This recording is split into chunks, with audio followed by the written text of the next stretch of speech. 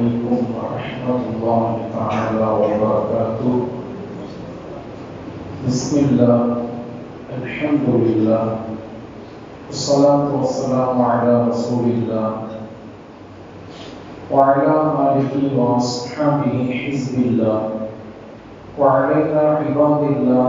أما بعد، فقد قال الله تعالى في القرآن العظيم والفرقان المجيد: أعوذ بالله من الشيطان الرجيم. بسم الله الرحمن الرحيم. سبحانك لا علم لنا إلا ما علمتنا إنك أنت العليم الحكيم. صدق الله العلي العظيم. وقال رسول الله صلى الله عليه وسلم: إن من البيان لسحرا وإن من الشعر لحكمة. في معنى الحديث: وصدق رسوله النبي الكريم ونحن على ذلك من الشاهدين. வல்லவனை வாழ்த்தி வள்ளல் பெருமானை போற்றி வலிமார்களின் ஆசிரியரை நாடி எனது உரையை துவங்குகிறேன். புனிதமிக்க இந்த ஜும்ஆ நாளில, மகத்துவமிக்க இந்த மஸ்ஜிதில நல்லதை சொல்லவும் கேட்கவும் வாய்ப்பளித்த எல்லாம் வல்ல அல்லாஹ்விற்கே புகழ் அனைத்தும் உரித்தாகட்டும். இன்று நம்மை எல்லாம் நல்லது கேட்பதற்காக ஒன்று கூட்டியது போல, நாளை மறுமையில் சூர பூஜோலையில நல்லோர்களின் கூட்டத்தில் அல்லாஹ் தஆலா நம் அனைவரையும் ஒன்று சேர்த்து அருள் புரிவானாக. கண்ணியத்திற்கும் பெருமதிப்பிற்கும் உரிய அல்லாஹ்வின் நல்லடியார்களே, அல்லாஹ்வினுடைய மாபெரும் கிருபையினால் ஜுமாதுல் ஊலா என்று சொல்லப்படுகின்ற முதல் பனித்துளி குளிர்ச்சியான மாத காலகட்டத்தை நாம் எல்லாம் அடைந்திருக்கிறோம். அல்லாஹ் தஆலா இந்த மாதத்தின் பொருட்டால் நம் அனைவருக்கும் ஈருலக நல்வாக்கியங்களை நிறைவாக நிரப்பமாக தந்தருள் புரிவாராக.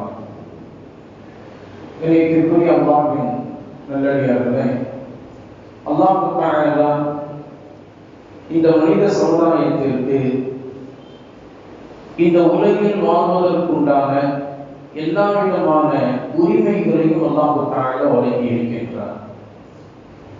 பிறப்புரிமை, வாழ்வுரிமை, சொத்துரிமை, கல்வி உரிமை, திருமண உரிமை, அதுபோல அந்த திருமணத்திற்கு பின் ஏற்படும் சில பிரச்சனைகளால் பிரிவு செய்வதற்கான உரிமை என்பது போன்ற அல்லாஹ் தஆலா மனித உரிமைகளை அல்லாஹ் தஆலா வழங்கி இருக்கின்றார். காரணம் என்னவென்று சொன்னால், அப்போதுதான் மனிதர்களால் இந்த உலகத்தில் வாழ முடியும். சுதந்திரமான சுய எண்ணங்களால் எல்லா விதமான சந்தோஷத்தோடும் மகிழ்ச்சியோடும் அவனால் வாழ முடியும். அந்த உரிமை அவனுக்கு வழங்கப்படவில்லை என்றால், எந்த ஒரு கட்டளையையும் இறைவனின் மூலமாகவோ அல்லது இறைவன் நமக்கு அளித்த இறை தூதர்கள் மூலமாகவோ எந்த ஒரு கட்டளையையும் மனிதனுக்கு சொல்ல முடியாது. அந்த வகையில் அல்லாஹ் தஆலா எல்லா விதமான உரிமைகளையும் இந்த உலகில் வாழ்வதற்குண்டான தகுதிகளோடு அல்லாஹ் தஆலா தந்திருக்கின்றார். மனிதனுக்கு என்னென்ன தேவையோ, என்னென்ன விஷயத்தின்படி அவன் வாழ வேண்டும் என்று விரும்புகிறானோ, அவன் விரும்பக்கூடிய அளவில் இந்த உலகில் அவனால் வாழ முடியும் என்கின்ற அடிப்படையில் எல்லா விதமான தகுதிகளையும் அல்லாஹ் தஆலா மனிதனுக்கு தந்திருக்கின்றார். அந்த வகையில் தரப்பட்ட ஒரு உரிமைதான் கருத்துரிமை, கருத்து சொல்லக்கூடிய உரிமை. எந்த ஒரு விஷயமாக எடுத்துக்கொண்டாலும் அதில் ஒவ்வொரு மனிதருக்கும் ஒவ்வொரு விதமான கருத்துக்கள் இருக்கும். எல்லா விதமான கருத்துக்களையும் செவிதாழ்த்தி கேட்பது ஒவ்வொருவரின் மீதும் கட்டாய கடமை. நான் இவருடைய கருத்தை மட்டும்தான் ஏற்றுக்கொள்வேன், நான் அவருடைய கருத்தை மட்டும்தான் ஏற்றுக்கொள்வேன் இவருடைய கருத்தை என்னால் ஏற்றுக்கொள்ள முடியாது என்று சொல்வதற்கு யாருக்கும் உரிமை கிடையாது. கருத்து கேட்க வேண்டும் என்று மார்க்கம் நமக்கு சொல்லி காட்டுகிறது. அது மட்டுமல்லாமல் தலைவர்களாக, பொறுப்பாளிகளாக, குடும்ப தலைவர்களாக, இப்படி ஒரு நிர்வாகத்தின் அடிப்படையில் யாரெல்லாம் மிகப்பெரிய ஒரு பொறுப்பை ஏற்றிருக்கிறார்களோ அவர்கள் அனைவருமே அவர்களுக்கு கீழ் இருக்கக்கூடிய ஒவ்வொருவரினுடைய கருத்துக்களை கேட்பது அவர் மீது கட்டாய கடமை. அந்தஸ்தை பார்த்தோம், பதவியை பார்த்தோம், செல்வாக்கை பார்த்தோம், இவர்களுடைய கருத்துக்களை மட்டும்தான் நான் கேட்பேன், அவருடைய கருத்துக்களை நான் கேட்க மாட்டேன் என்று சொல்வதற்கு பொறுப்புதாரிகளுக்கு உரிமை கிடையாது. எவ்வளவுதான் அவர் அந்தஸ்து மிக்கவராக இருந்தாலும் சரி, ஒரு பொறுப்பில் அவர் வந்து விட்டார், ஒரு தலைமைத்துவத்திற்கு அவர் வந்து விட்டால் அவருக்கு கீழ் இருக்கக்கூடிய பிரஜைகளுடைய ஒவ்வொருவருடைய கருத்துக்களையும் கேட்பது ஒவ்வொரு தலைவர்களின் மீது கட்டாய கடமை, பொறுப்பாளிகள் மீது கட்டாய கடமை. இப்படி கருத்து சொல்வதற்கு ஒவ்வொருவருக்கும் அல்லாஹ் தஆலா அப்படிப்பட்ட ஒரு சலுகைகளை அல்லாஹ் தஆலா வழங்கி இருக்கின்றார். அல்லாஹ்வினுடைய சட்டங்களை செயல்படுத்துவதற்கும் அல்லாஹ்வின் தூதர் ஸல்லல்லாஹு அலைஹி வஸல்லம் அவர்களினுடைய சட்டங்களை செயல்படுத்துவதற்கும் அதற்கும் அல்லாஹ் தஆலா எல்லா விதமான சலுகைகளையும் மனிதனுடைய அந்த இயல்பிற்கு தோதுவாக அல்லாஹ் தஆலா தந்திருக்கின்றான். காரணம் என்னவென்று சொன்னால், ஒஹுலிகல் இன்சானு தஈஃபா, மனிதன் எப்போதுமே பலகீனத்தின் அடிப்படையிலேயே அவன் படைக்கப்பட்டிருக்கிறான். அப்படி என்றால் மனிதனோடு பலகீனம் என்பது அவனுடைய இயல்போடு சேர்ந்த ஒரு விஷயம்.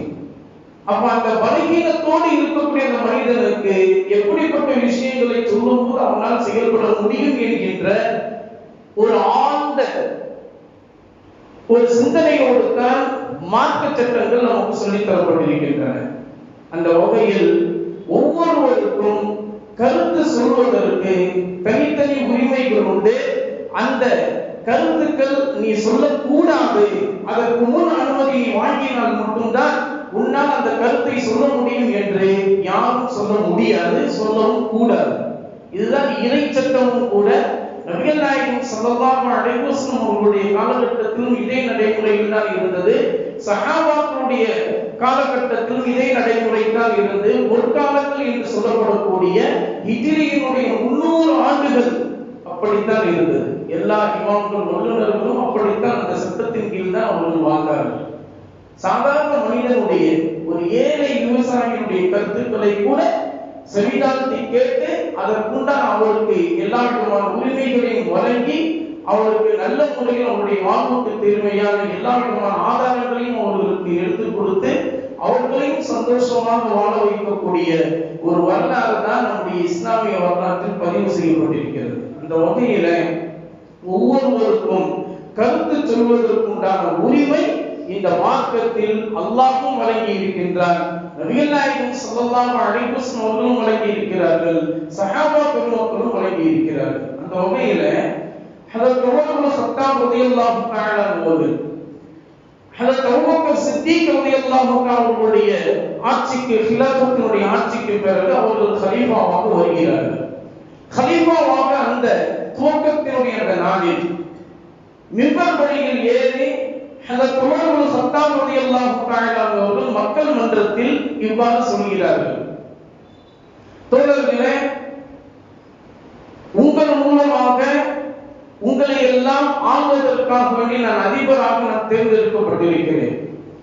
ஆனாலும் என்னிடத்தில் எந்த ஒரு கருத்துக்களையும் சொல்வதற்கு உங்களுக்கு உரிமை உண்டு. நாம் ஒரு கட்டத்தில் ஏதாவது ஒரு விஷயத்தில் நேர்மையான பாதையை விட்டு விலகி தவறான பாதைக்கு நான் செல்கிறேன் என்பதை நீங்கள் புரிந்திருந்தால் அப்போது நீங்கள் என்ன செய்வீர்கள்? தவறான பாதையில் போகக்கூடிய என்னை நீங்கள் என்ன செய்வீர்கள் என்று கேட்டார்கள். யாருங்க? பாரசீகமும் ரோம் நாடும் பயமுறு நடுநடுங்கி இருக்கக்கூடிய ஹஜ்ரத் உமர் இப்னு கத்தாப் ரலியல்லாஹு தஆலா அவர்கள் மக்கள் மன்றத்தில் அதிபராக ஆனதற்கு பிறகு, ஹிலாஃபத்தாக கலீஃபாவாக ஆனதற்கு பிறகு, ஹிலாஃபத்தினுடைய ஆட்சியை மேற்கொண்ட பிறகு முதல் முறையில் இப்படி மக்கள் மன்றத்தில் கேட்கிறார்கள்.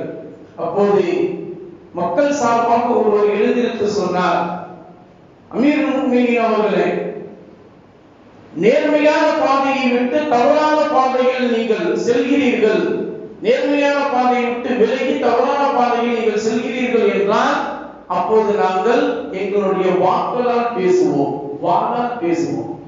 எப்படிங்க? அமீருல் முஃமினீனை எதிர்த்து ரோம் நாடும் பாரசீக நாடும் நடுநடுங்கக்கூடிய உமர் இப்னு கத்தாப் ரலியல்லாஹு தஆலா அன்ஹு அவர்களுக்கு முன்னிலையில் ஒருவர் சாதாரணமான பிரஜையாக இருக்கக்கூடிய ஒரு எழுந்திருத்து சொன்னார் மக்கள் சார்பாக, அமீருல் முஃமினீன் அவர்களே, அப்போது நாங்கள் எங்களுடைய வாளால் பேசுவோம், உங்களை அப்படியே வெட்டி வெட்டி துண்டு துண்டாக போட வேண்டும் என்கின்ற ஒரு நிர்பந்தம் ஏற்பட்டாலும் கூட அதை நாங்கள் செய்வோம், உங்களுடைய கட்டளைக்கு எதிராக நாங்கள் குரல் கொடுப்போம் என்று சொன்னார்கள். இதை கேட்டவுடன் உமர் ரலியல்லாஹு தஆலா அவர்கள் அந்த மிம்பரிலே நின்று கொண்டு வானத்தை பார்த்து கையை உயர்த்தி, யா அல்லாஹ், இப்படிப்பட்ட ஒரு சமுதாயத்தை எனக்கு நீ தந்திருக்கிறாயே, உனக்கே எல்லா புகழும் என்று சொன்னார்கள். இதுதான் உமர் இப்னு கத்தாப் ரலியல்லாஹு தஆலா அவர்கள்.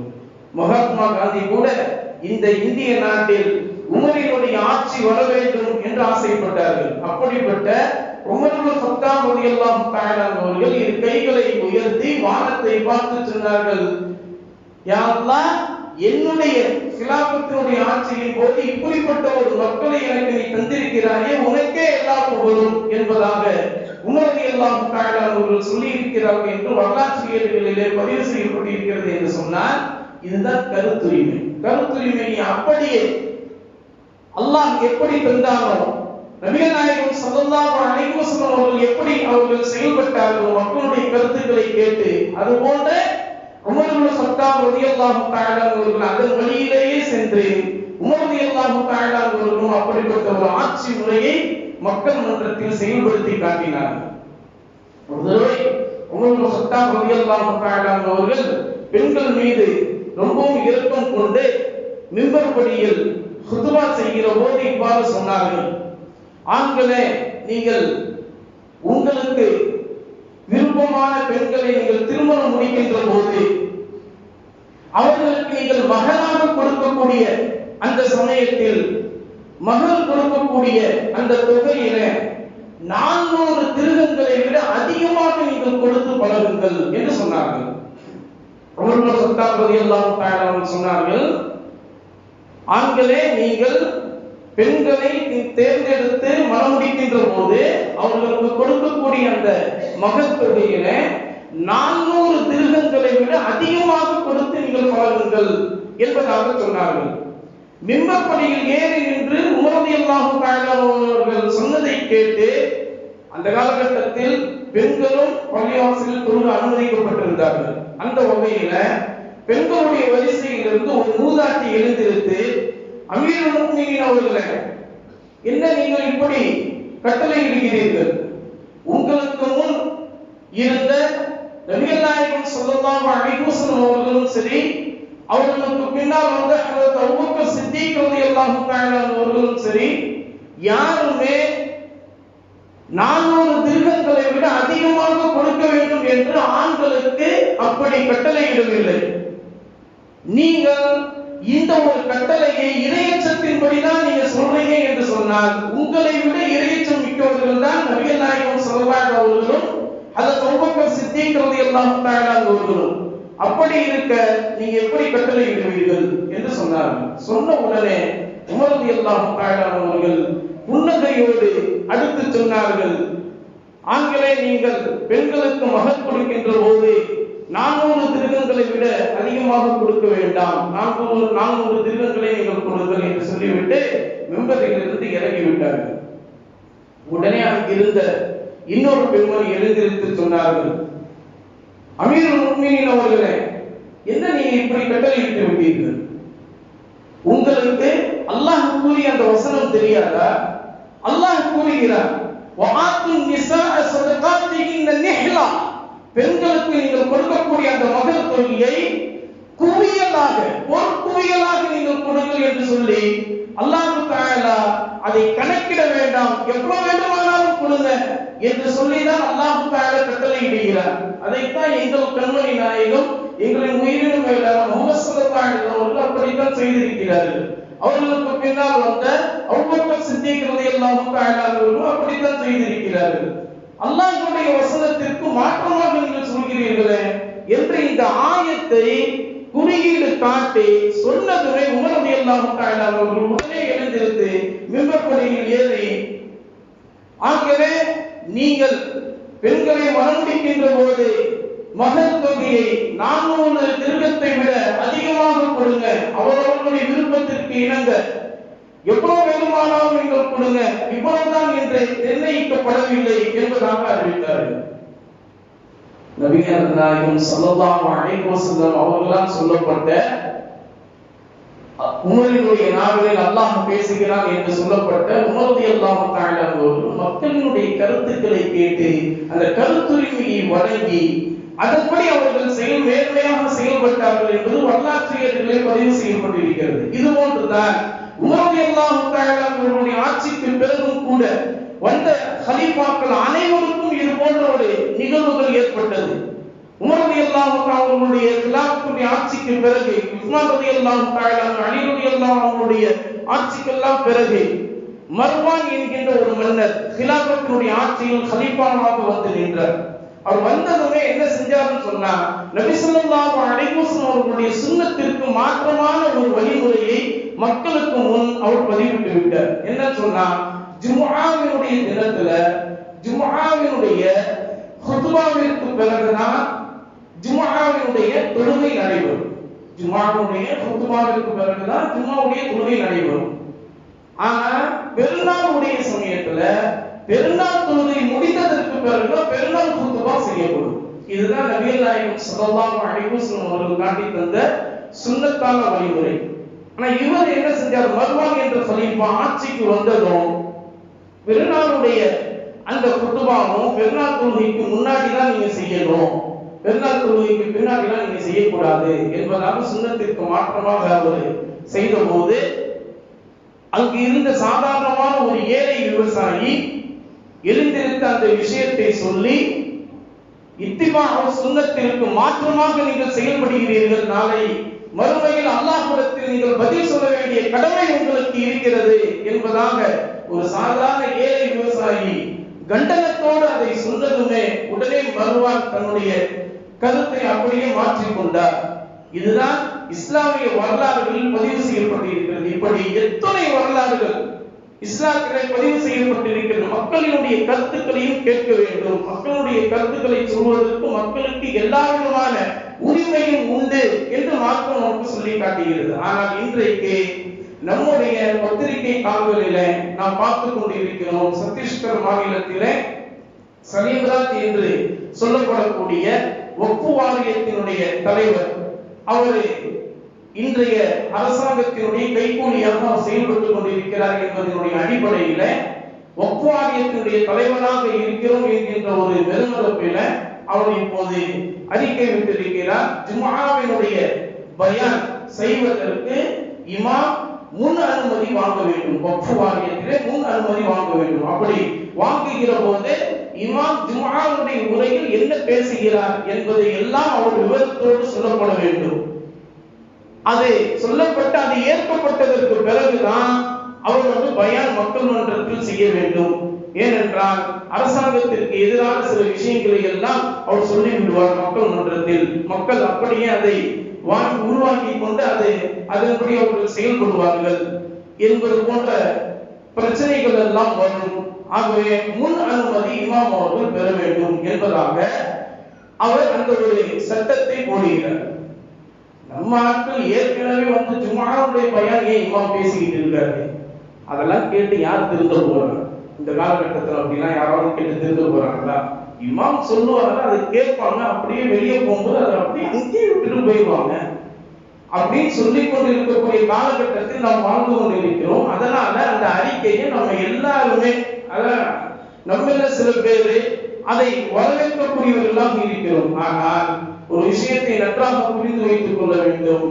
ஜும்ஆவினுடைய பயான் அல்லாம மற்ற எந்த ஒரு பயானாக இருந்தாலும் எல்லாமே நம்முடைய உள்ளத்தை சுத்தப்படுத்துவதற்காகவும் நம்முடைய உள்ளத்தை தவறிய பாதையிலிருந்து நேரிய வழியில் கொண்டு வந்து உள்ளத்தை நிலைநிறுத்தி வைப்பதற்காக வேண்டியும் தான் பயான் செய்யப்படுகிறது. அதில் தான் நமக்கு நம்முடைய கருத்துக்கள் சொல்லப்படுகிறது. அந்த கருத்துக்களை கூட சொல்வதற்குண்டான உரிமை நமக்கு இல்லை என்று வந்தால் அது மிகப்பெரிய தவறான ஒரு பாதைக்கு கொண்டு போய்விடும். அதுவும் இன்றைய கால சூழலிலே பாவங்களிலேயே, பாவமான சிந்தனைகளிலேயே, பாவமான எண்ணங்களிலேயே நம்மை சுற்றி அப்படியே வலம் சுற்றி வந்து கொண்டே இருக்கக்கூடிய இந்த காலகட்டத்தில் இந்த விஷயத்தை நாம் அனுமதித்தோம் என்று சொன்னால் நம்முடைய உள்ளத்தை பரிசுத்தப்படுத்துவதற்கு வேறு எந்த ஒரு வழியும் இல்லாமல் போய்விடும். ஆனால் மார்க்கத்தில் என்ன சொல்லப்பட்டிருக்கிறது என்று சொன்னால் நபிகள் நாயகம் ஸல்லல்லாஹு அலைஹி வஸல்லம் சொல்லி காட்டுகிறார்கள், இன்ன மினல் பயானி லஸிஹ்ரா, நிச்சயமாக உரையாற்றுவதில் தான் மனக்கவரும் ஈர்ப்பு இருக்கிறது. வ இன்ன மினஷ் ஷிஅரி வ ஹிக்மதன், கவிதை புனைவதில், கவிதை சொல்வதில், தத்துவங்கள் புரிவதற்குண்டான வாய்ப்பு இருக்கிறது என்று நபிகள் நாயகம் ஸல்லல்லாஹு அலைஹி வஸல்லம் அவர்கள் இப்படி உரையாற்றக்கூடிய அந்த விஷயத்தில் மனக்கவரும் ஈர்ப்பு இருக்கிறது அவர்கள் நமக்கு சொல்லி இருக்கிறார்கள். அது மட்டுமல்லாமல் ஒரு அரபுலக கவிஞர் கூட நமக்கு இவ்வாறு சொல்லி காட்டினார், இறைநம்பிக்கையாளனே, உன்னுடைய உள்ளத்திற்கு நேராக எத்தனையோ உபதேசங்கள் உன்னிடத்தில் சொல்லப்படுகிறது. உன்னுடைய உள்ளத்திற்கு நேராக எத்தனையோ உபதேசங்கள் உனக்கு சொல்லப்படுகிறது. ஆனால் அந்த உபதேசங்களை எல்லாம் ஒரு இரும்பு கேட்டிருந்தாலும் கூட இன்றைக்கு துரும்பாக மாறியிருக்கும். அந்த உபதேசங்களை எல்லாம் ஒரு இரும்பு கேட்டிருந்தாலும் கூட இன்றைக்கு துரும்பாக மாறி இருக்கும். அப்படி இருக்க உன்னுடைய உள்ளம் மட்டும் ஏன் மாறாமல் அப்படியே இருக்கிறது? எங்கேதான் நீ சென்று கொண்டிருக்கிறாய் என்று ஒரு அரபுலக கவிஞர் நமக்கு கூறி காட்டுகிறார். அந்த அடிப்படையில் கருத்து சொல்வதற்கு நமக்கு எல்லா விதமான வகையிலும் அல்லாஹ்வும் நமக்கு அனுமதி தந்திருக்கின்றார். நபிகள் நாயகம் ஸல்லல்லாஹு அலைஹி வஸல்லம் நமக்கு அனுமதி தந்திருக்கிறார்கள். அவர்களுக்கு பின்னால் வந்த சஹாபாக்கள், இமாம்கள், மார்க்க வல்லுநர்கள், வலிமார்கள் அனைவருமே நமக்கு அப்படிப்பட்ட கருத்துக்களை சொல்லித்தான் இன்று வரை நமக்கு இஸ்லாத்தில் நிலைத்திருக்கக்கூடிய ஒரு வாய்ப்பை நமக்கு ஏற்படுத்தி தந்திருக்கிறார்கள். ஹஜ்ரத் ஹாஜா முஹைதீன் சிஷ்தி ரஹ்மத்துல்லாஹி அலைஹி அவர்கள் ஒரே உரையில் எத்தனையோ ஆயிரக்கணக்கானவர்கள், லட்சக்கணக்கானவர்கள் இஸ்லாத்தை ஏற்று வந்திருக்கிறார்கள் என்று வரலாற்று ஏடுகளிலே பதிவு செய்யப்பட்டிருக்கிறது. இது மட்டுமல்லாமல் நபிகள் நாயகம் ஸல்லல்லாஹு அலைஹி வஸல்லம் அவர்கள் சொல்லி காட்டுகிறார்கள், கிஸஸுல் அவ்வலீன் முவஇதத்துல் ஆகிரீன், முன்னோர்களுடைய வரலாறு பின்னோர்களுக்கு வழிகாட்டக்கூடிய உபதேசமாக படிப்பினையாக இருக்கிறது என்பதாக நமக்கு சொல்லி காட்டி இருக்கிறார்கள். அது மட்டுமல்லாமல் நாம் எல்லாம் வரலாற்று ஆசிரியர்களாக பார்க்கக்கூடிய ஜார்ஜ் பெர்னாஷா என்கின்ற பேரறிஞர் கூட நமக்கு இன்றைக்குள்ள அந்த சூழலில் நமக்கு ஒரு விஷயத்தை சொல்லி காட்டுகிறார். ஒரு காலம் இந்த உலகம் இதுவரைக்குமே எப்படிப்பட்ட போர்களை சந்தித்திருக்கிறது என்று சொன்னால் ஆயுதங்களால் செய்யப்பட்ட போர்களை தான் இந்த உலகம் சந்தித்திருக்கிறது. ஆனால் பிற்காலத்தில் வரும் அந்த ஒரு காலகட்டத்தில் ஆயுதங்களால் செய்யப்படக்கூடிய போர்களை இந்த உலகம் சந்திக்காது. மாறாக கருத்துக்களால், ஊடகங்களால் சொல்லப்படக்கூடிய அந்த ஒரு போர் இந்த உலகம் சந்திக்க வேண்டியது இருக்கிறது. இதுவரைக்கும் சந்தித்த போர்கள் எல்லாம் வெப்பன்ஸ் வார் என்று சொல்லப்படக்கூடிய ஆயுதங்களால் செய்யப்பட்ட அந்த போரை தான் இந்த உலகம் சந்தித்து இருக்கிறது. இனிமேல் மீடியா பொலிட்டிக்கல் வார் என்று சொல்லப்படக்கூடிய ஊடகவியல் போர் அப்படிப்பட்ட ஒரு போரை சந்திக்க இருக்கிறது. எனவே நம்முடைய உள்ளங்களை நாம் நிலைப்படுத்த, நம்முடைய உள்ளங்களை நாம் சரிப்படுத்த முன்னோர்களுடைய உபதேசங்கள் நமக்கு மிக அவசியமாக இருக்கிறது என்று அந்த பேரறிஞரை நமக்கு சொல்லி காட்டியிருக்கிறார். அது மட்டுமல்லாமல் இன்றைக்குள்ள அந்த கால சூழலிலே நம்முடைய உள்ளங்களை ஒரு சரியான நிலைமைக்கு வர வைக்க வேண்டும் என்று சொன்னால் உபதேசங்கள், நல்லுபதேசங்கள், அல்லாஹ்வினுடைய வசனங்கள், அல்லாஹ்வின் தூதர் ஸல்லல்லாஹு அலைஹி வஸல்லம் நமக்கு காண்பித்து தந்த, சொல்லி தந்த சுன்னத்தான வழிமுறைகள் அனைத்துமே நம்முடைய காது கொடுத்து கேட்டு உள்ளங்களில் அதை இறக்கியாக வேண்டிய கட்டாய சூழலில் இருக்கிறோம். அது மட்டுமல்லாமல் உள்ளங்களில் பதித்த அந்த விஷயங்களை எல்லாம் செயல்முறைகளால் நாம் வெளிப்படுத்த வேண்டிய ஒரு கட்டாய சூழலில் அந்த மாதிரியான ஒரு காலகட்டத்தில் தான் நாம் இருக்கிறோம். குர்ஆனுடைய வெளிச்சத்தோடு நபிகள் நாயகம் ஸல்லல்லாஹு அலைஹி வஸல்லம் காண்பித்து தந்த அந்த வாழ்க்கை வரலாறோடு நம்முடைய வாழ்க்கை அப்படியே ஒத்து போகக்கூடிய அமைப்பில் இருந்தால்தான் இந்த உலகத்திலும் சரி, நாளை மறு சரி, நேர்மையான பாதையில் நாம் இருக்கின்றோம். நாளை மறுமையிலே அல்லாஹ்வுடைய சன்னிதானத்தில் நேர்மையான பாதையில் சென்றவர்களுடைய கூட்டத்தில் நாம் சேருவோம் என்பதில் எந்த ஒரு சந்தேகம் கிடையாது. அதுதான் மார்க்கம் நமக்கு காண்பிக்கக்கூடியதாக இருக்கிறது. அந்த வகையில நாம் ஒவ்வொரு உபதேசம் எந்த இடத்திலெல்லாம் செய்யப்படுகிறதோ அதை காது கொடுத்து செவிடாக்கி கேட்டு அதன்படி அமல் செய்வதற்குண்டான ஒரு பக்குவத்தை நம்முடைய உள்ளத்தில் கொண்டு வர வேண்டும். அப்படி கொண்டு வரும் போதுதான் நம்முடைய உள்ளமும் சீரான முறையில் பிரகாசம் அடைகிறது. நம்மை சுற்றி இருக்கக்கூடிய குடும்பம், நம்மை சுற்றி இருக்கக்கூடிய குழந்தை செல்வங்கள், நம்மை சுற்றி இருக்கக்கூடிய சமுதாயம் அனைத்தும் சீரான முறையிலே செல்லக்கூடியதாக இருக்கும் என்பதை இந்த நல்ல நேரத்தில் நம்முடைய உள்ளத்தில் பதிய வைத்து கேட்டதன்படி வாழ்நாள் முழுவதும் அமல் செய்யக்கூடிய தௌஃபீக்கை அல்லாஹ் தஆலா நம் அனைவருக்கும் தந்தருள் புரிவானாக. வாழ்நாள் முழுவதும் குர்ஆனை ஓதி அதை விளங்கி அமல் செய்யக்கூடிய தௌஃபீக்கை அல்லாஹ் தஆலா நம் அனைவருக்கும் தந்தருள் புரிவானாக. வாழ்நாள் முழுவதும் நபிகள் நாயகம் ஸல்லல்லாஹு அலைஹி வஸல்லம் அவர்கள் மீது ஸலவாத் சொல்லக்கூடிய நாமே அல்லாஹ் தஆலா நம் அனைவருக்கும் தந்தருள் புரிவானாக. நாளை மறுமையிலே நபிகள் நாயகம் ஸல்லல்லாஹு அலைஹி வஸல்லம் அவர்களுடைய ஷஃபாஅத் உதுமா என்று சொல்லப்படுகின்ற மகத்தான சிபாரிசு பெறக்கூடிய தௌஃபீக்கை அல்லாஹ் தஆலா நம் அனைவருக்கும் தந்தருள் புரிவானாக.